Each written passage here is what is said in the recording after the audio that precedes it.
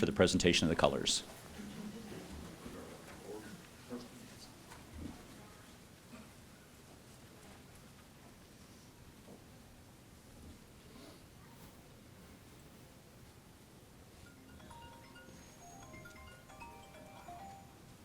Detail. Hold. Post.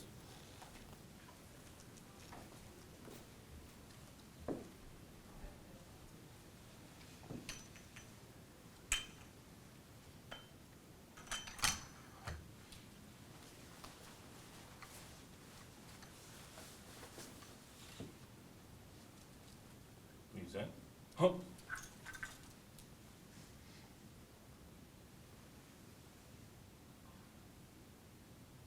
I pledge allegiance to the flag of the United States of America and to the republic for which it stands, one nation under God, indivisible, with liberty and justice for all.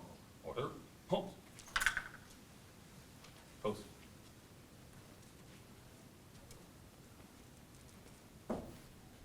Please. Face. Forward. Post.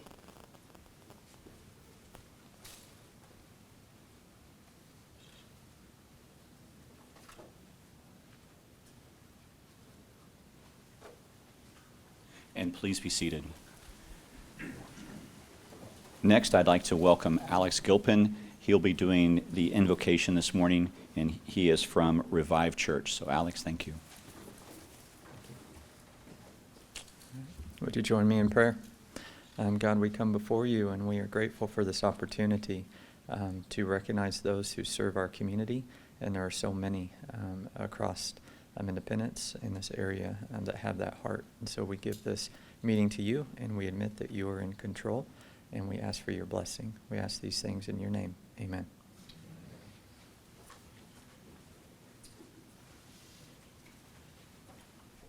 Good morning. My name is Roy Rowland. I'm Mayor of Independence, and thank you all for being here this morning for this prestigious honors. I also would like to welcome a good friend of mine and a great representative of Independence, and also, I think, one of the finest directors of presidential libraries in the country. Is that too extreme, or is that okay? That's right on track. Right on track? All right. Said just as the way you wrote it. So please welcome Dr. Kurt Graham. Doctor.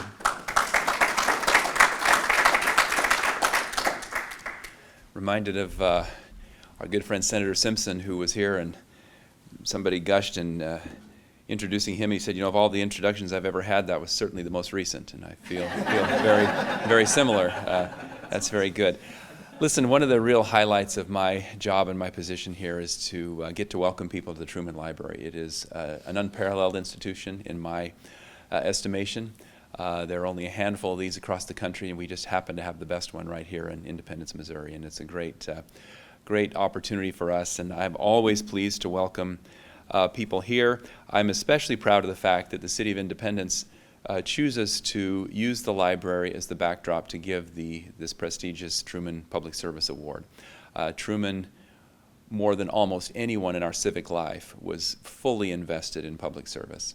And I think to honor people who have served our community and our civic polity in that way here at this institution is very, very appropriate. I am particularly pleased, not just that this event is being held at the Truman Library, but that the event today is, and I know I wasn't asked to introduce or to speak about the honoree, but I just want to say of Esther, who's been a very good friend, not just to this library, but to me personally. I can think of no one who better represents the values that Truman tried to imbue in this institution and in our community. You think of someone who went from being essentially a county commissioner to the leader of the free world in little more than a decade. And there are very few people in our community, though we have great wealth and great prestige and a lot of people who are very well connected around the world. There are few people who have been closer to the seat of actual power than Esther George. She's been as we say today, in the room where it happened. And we're just so honored and pleased to have someone not only of her capacity and her profile, but of her incredible humility to be here to accept this award. So Mr. Mayor, thank you for giving me a moment here, and thank you, Esther, for being here to accept this award. And again, welcome to the Truman Library. Good to have you all.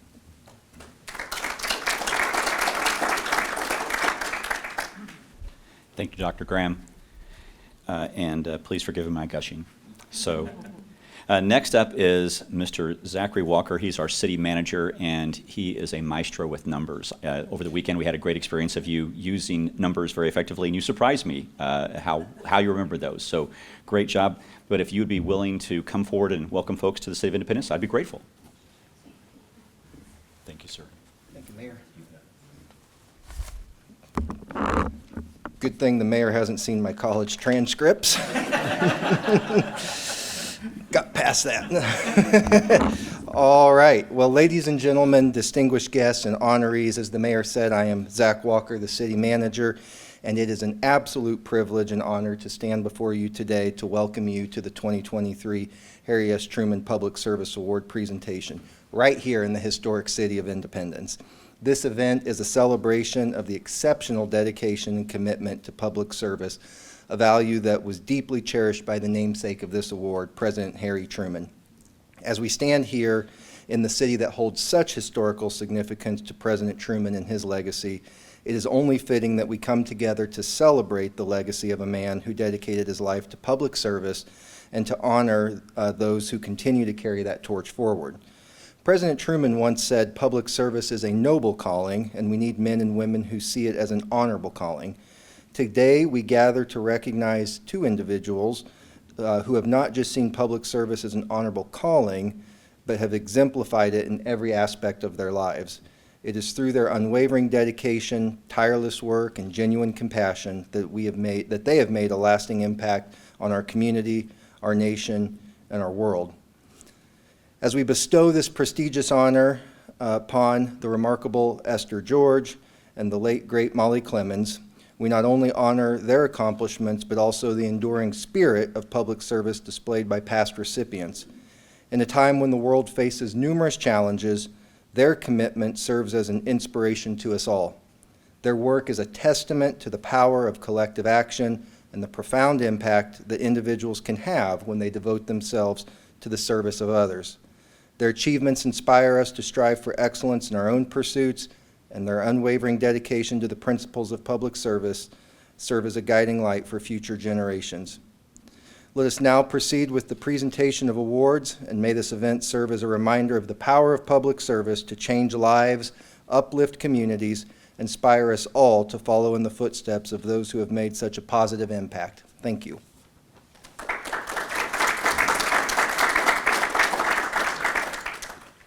Thank you, Mr. City Manager. Well done. And I will also say that on the evaluation, too. Thank you. This brings us to our first award recognition, and it goes to Molly Clemens posthumously. And this year's Special Recognition Award will be presented to the family of Molly Clemens. Ms. Clemens has been selected in this year's recognition because of her contributions to journalism and journalism education. Molly has many accomplishments. Molly was the youngest national president of the Journalism Education Association, later serving as editor of communications. Today, that organization, that is their national organization's magazine. She also received the prestigious Carl Tower Award from the organization and the Pioneering Award of the National Scholastic Press Association. She also received, yes, there's more, she received the Outstanding Principal Award from the Missouri Journalism Education Association. She has spoken to over 100 journalism conferences nationwide and has authored many magazine articles throughout her years of service. Molly is the past president of the Independence Junior Service League and the Jackson County Youth Court. And I know there's some people here today from the Youth Court and know how important it is. For many years, she served on the Truman's Awards Commission, and Molly is greatly missed because of her historic knowledge and her contribution and understanding of this award. Every time I heard anyone talk about Molly, it was just tremendous reverence and regret that she's not here to help us continue to give this award. Molly and her husband were named the Independence Citizens of the Year in 2015, and in 2020, the Examiner named her the Examiner's Outstanding Woman of the Year for Eastern Jackson County. You can tell she is a woman of many accomplishments, and therefore it is my honor to present the Special Recognition Award to Ron Clemens on behalf of Molly.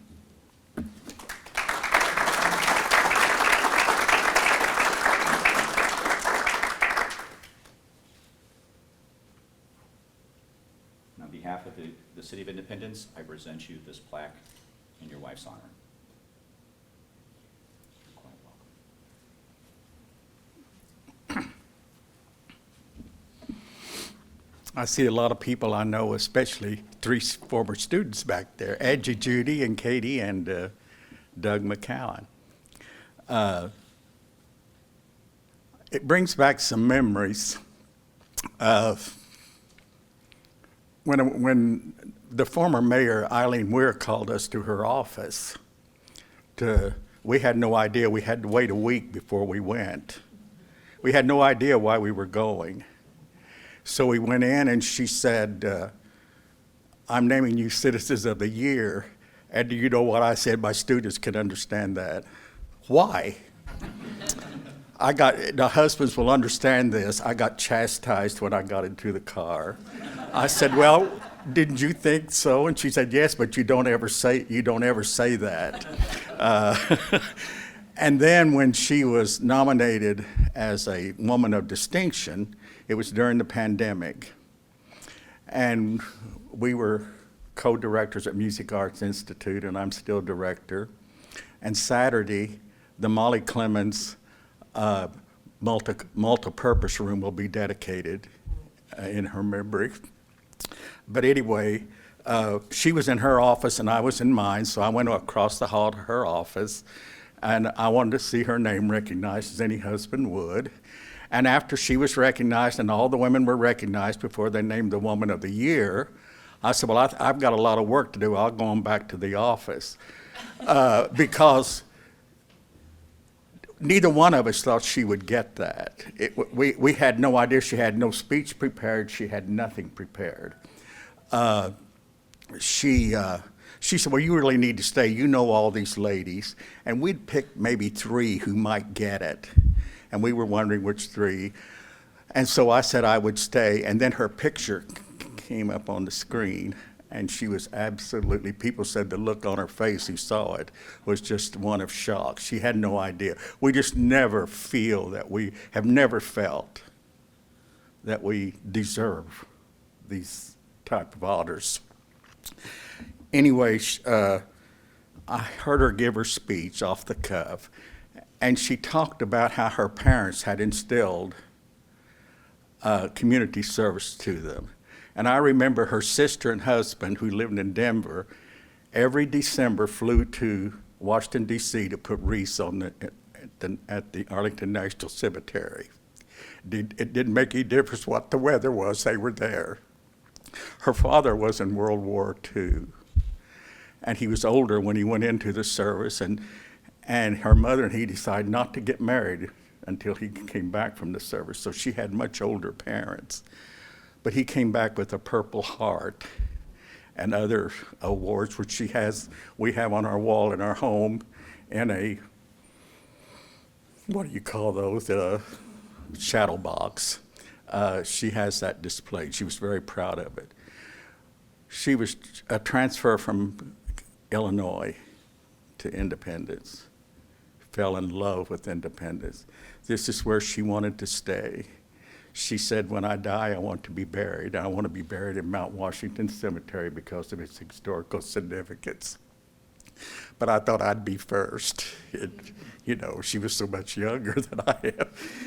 And anyway, she loved Independence. She loved showing people from out of town. She'd take them all over town and show them everything. And she loved, loved, loved being on the Truman Awards Commission. I think she was on it longer than anyone, and she thoroughly enjoyed it. So today I'm not going to ask why. I know why she got it, and I'm glad, and I graciously accept it, and thank you very much.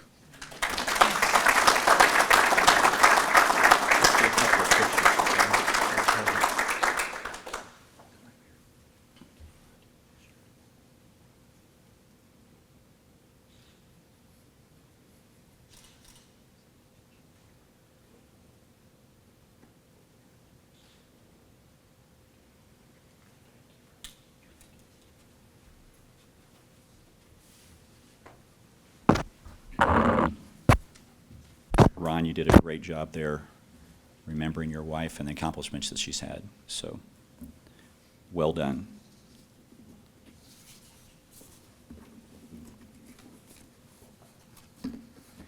It is truly my honor for this next step. When I was running for mayor, people asked me if I was from Independence, and I said no. And I could tell that they thought that I should actually be from Independence if I was going to be the mayor of Independence. And what I told some of them after a while, after I figured that out, is I wasn't chosen by Independence, I chose Independence. And I chose it because of Harry Truman, the legacy that he has for our incredible city and what he has done for our city.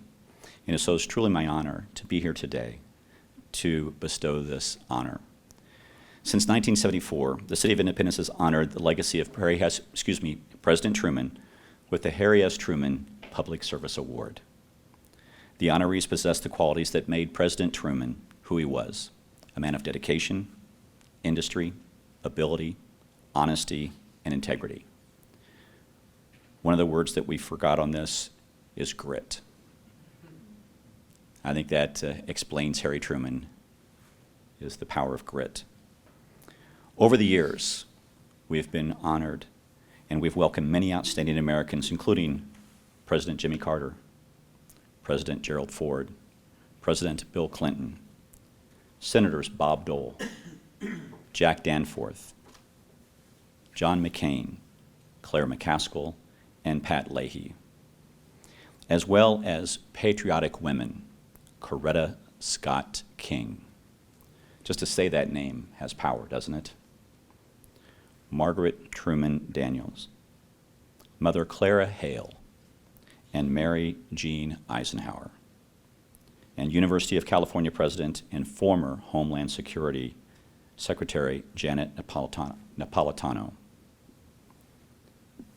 And today, we add to this distinguished list Esther George, former President and Chief Executive of the Federal Reserve Bank. Over the last 11 years, Ms. George has led the Federal Reserve Bank of Kansas City through unprecedented challenges. But this wasn't anything new for her. Since joining the Federal Reserve in 1982, she has helped guide us through many banking crises. The banking crisis of the 1980s, 9/11, and the most challenging financial crisis of our times, the 2007-2009 financial crisis, and everything in between. But if I can go off script, and I know Meg, who is our communications guru, is going to be afraid of me going off script here for a second. One of the things that I want to do on your behalf is, I know the Federal Reserve gets criticized, and I think so unfairly.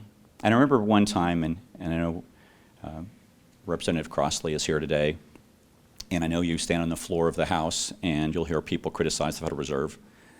And they said, the Federal Reserve has caused the last 9 out of 11 recessions because every time they raised interest rates, we followed by a recession.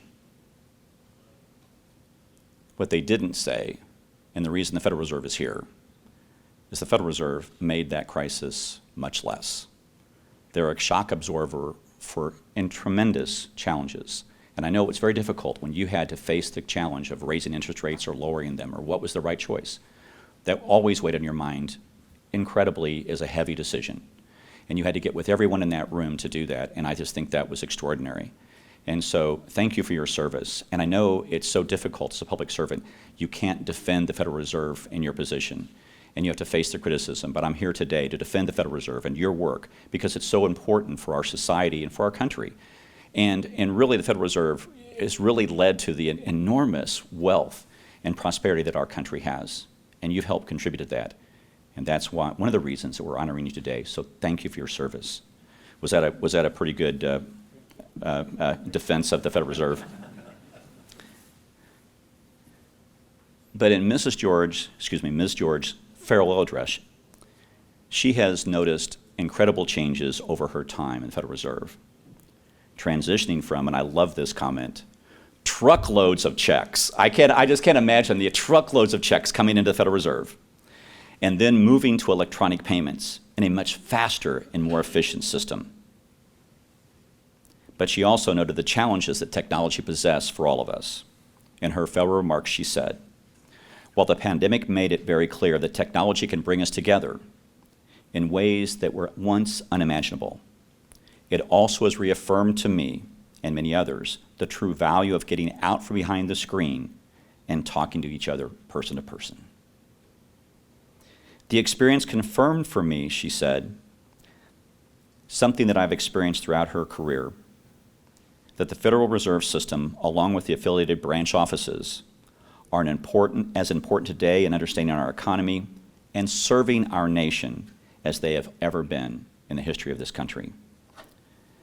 Technology may offer the functionality of a connection, but effective understanding of engagement can only come from a shared experience and perspective." And I applaud those comments. Those are very, very important for us today. Ms. George has taken the emphasis has taken this emphasis on connection, on understanding and engagement to the next level as she now continues to serve our region as a member of several boards, including the Hallmark Corporation, the Ewing Marion Kaufman Foundation, and the Peterson Institute.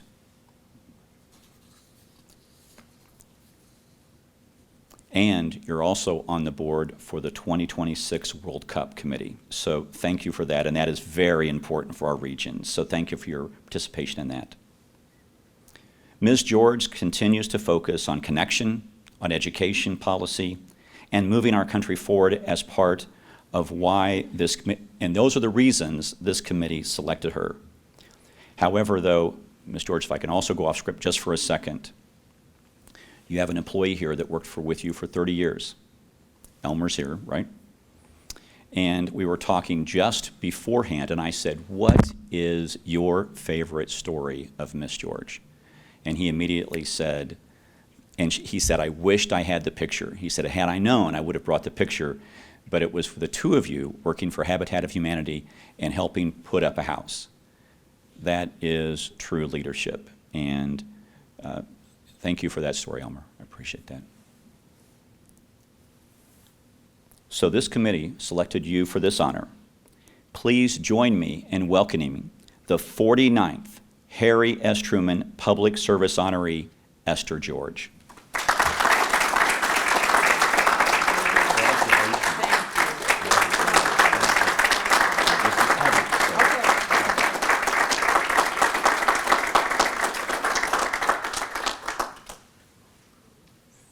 This is heavy, so.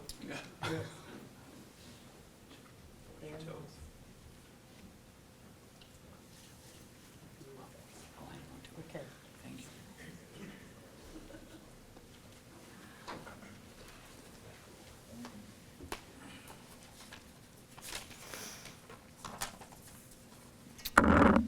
Well, all I can say is thank you. Thank you, Mayor Rowland. I think members of the Independence Truman Award Commission.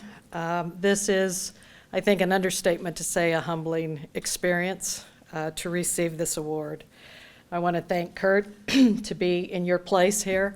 And Mr. Clemens, I was so touched by your comments about your wife and how you both approach service. And so really an honor to be in your company today as well.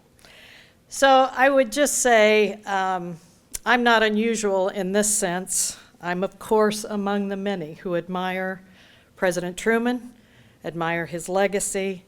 I am a lifelong Missourian, and so from an early age, I understood the enormous footprint that this man had on our country, on the world, and I've been equally cognizant of many of the important values that came along, underscoring his leadership and that decision-making that he had to make on behalf of the American public. When you look at values like integrity and honesty, foundational to him, and I found in my own experience serving the Federal Reserve Bank of Kansas City, those were foundational throughout my 40 years of public service with that organization. I never tire of hearing Harry Truman's stories. And Kurt, you're a master at these, I have to say, whether it's from the world stage, where he had an impact, whether it was the watershed domestic policies that we experienced in this country, from economic contributions to civil rights and other things. I think about his personal letters and what insight that offered to who he was as a family person and how he thought about his community. And of course, I recently just read again The Excellent Adventures of 1953 after he left the White House and took a road trip. A great insight to who this person was. But I notice in these stories, you don't often find the intersection with the Federal Reserve, often not top of mind with people. Unless, of course, you're an economist or a former Federal Reserve policymaker. I will tell you that when former Federal Reserve Chairman Paul Volcker came to Kansas City in 2009, I think it was, he was the recipient of the Truman Medal of Economic Policy. When he came, his first request was not jazz, it was not barbecue. He asked to come right here. He wanted to come see the archives because there was a document called the 1951 Treasury-Fed Accord. And he wanted to see the original. If you're not familiar with this, I'm not surprised. It's an agreement, really, that distanced the nation's central bank and its role in setting interest rates from those that were involved in fiscal policy and spending the nation's money. And it, in fact, became a model for global central banks around the world. Those that know that history may recall that President Truman and his Treasury Secretary, John Snyder, wanted low interest rates to protect the value of the war bonds. The Federal Reserve, on the other hand, wanted to raise rates to fight inflation. Sometimes this event gets portrayed as a battle between the White House and the Federal Reserve, but I think it's important to understand the context that Harry Truman would have been approaching this issue with.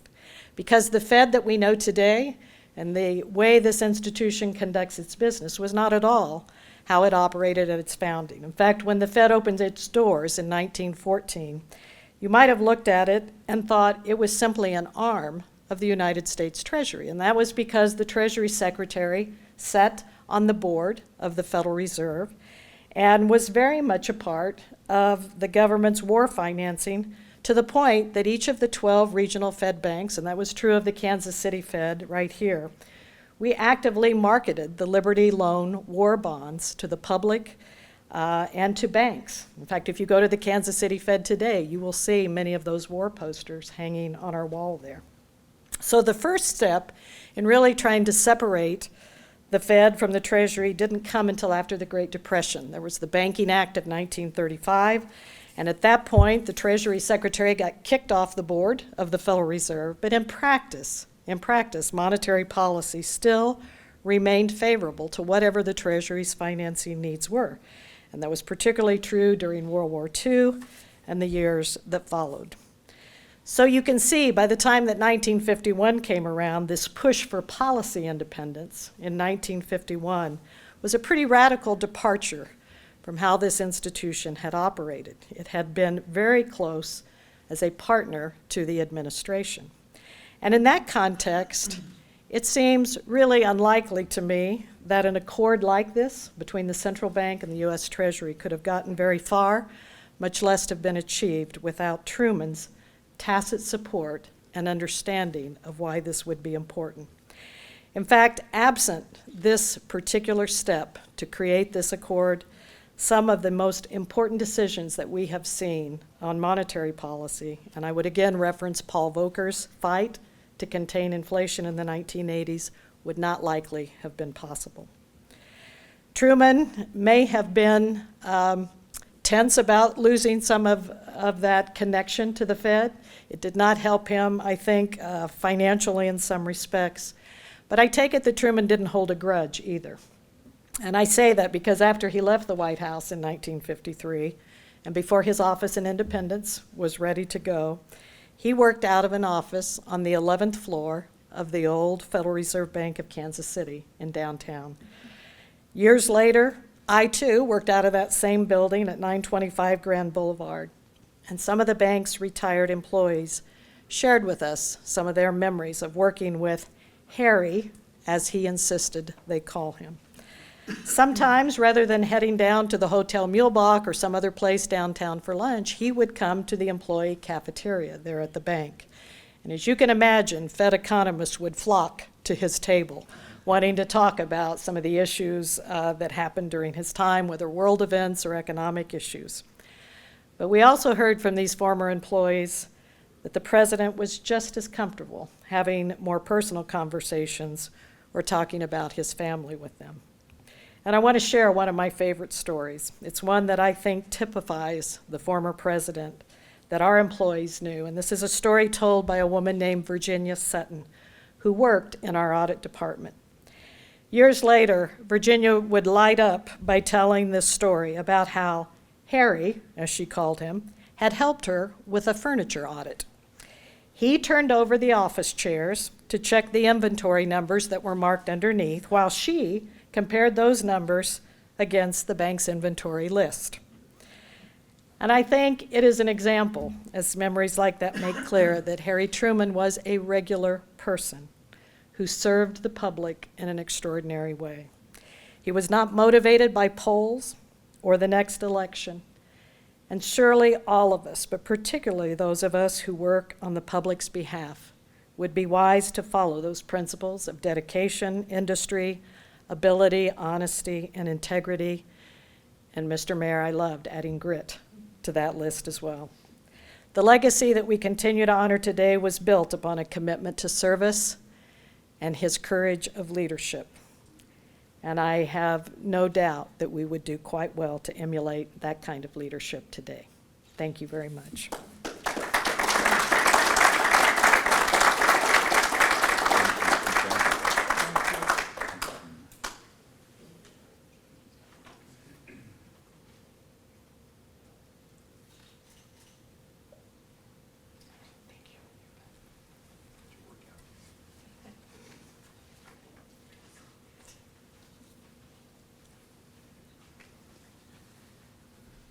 Miss George, I wish you were my economics teacher. I got a BS in economics, and there was never a presentation like that, so thank you very much. Next, we'll have the benediction. Pastor Alex Gilpin from Revive Church. Please, Alex.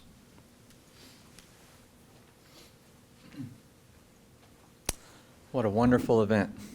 I too am a transplant. We moved from Wichita here 10 years ago, my wife and our children, and we lived down the street in Inglewood. And just one quick Truman story, if that's okay, is the girl that grew up in the house, Sally Fullerton, who was much older when she sold us the house, told a story that when she was young, she ran away from home, and a man picked her up, brought her back to the house, and told the parents that he would be looking after her, and that was Harry. And we just love that humility and that servant-mindedness here in our community, and we choose independence, and we love it very much. Let's close in prayer. God, thank you for this. Thank you for legacy. I can't help but equate that with well done, good and faithful servant. And we know that that was President Truman, and we're grateful for a moment to keep that moving into our children, into the generations to come, that we stand strong here in Independence based on that love for others and that service mindset to put others before ourselves. We ask blessing on this and many years to come. In your name we pray. Amen. Thank you.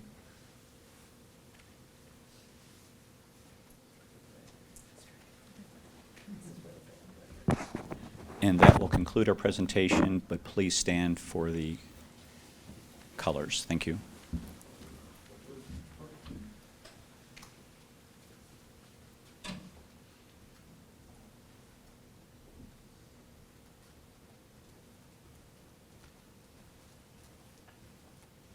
Color.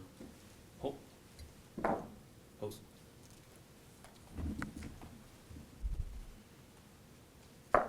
Present. Pumps.